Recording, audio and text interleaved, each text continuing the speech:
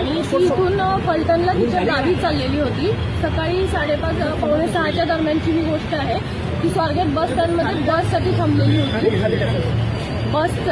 थांबलेली होती ती. तर त्यावेळेला आरोपी जो आहे तो तिथं गेलेला होता. तिच्याकडनं फिरताना पण दिसतोय आणि तिथे शेजारी बसलेला एक माणूस उठून गेलेला आहे. हे दोघांचं बोलणं चालल्यावरती आरोपी तिच्याशी बोललेला आहे. तिच्याशी गोड गोड बोलून त्यानं ओळख करून घेतली तिच्याशी आणि तिला म्हटलं की फलटणची कुठं जाते ताई असं तिला विचारलं.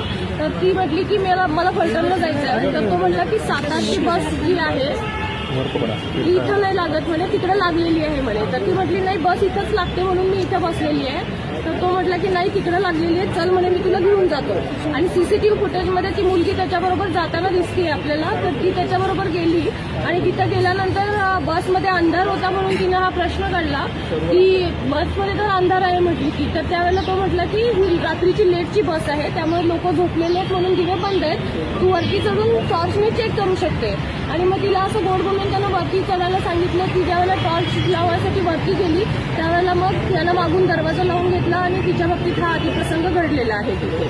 त्याच्यानंतर तो आरोपी उतरून गेला. ही मुलगी बसमधनं उतरली आणि आपल्या बसने म्हणजे कुठेही तिथं दुसऱ्या बसचा एक ड्रायव्हर तिथं दिसत आहे वगैरे, पण ती उतरून दुसऱ्या बसने आपल्या गावी चाललेली होती. आणि जात असताना मग तिला मित्राशी बोलली आणि मित्रांना सांगितल्यानंतर ती पोलीस स्टेशनला इथं कंप्लेंट देण्यासाठी आली.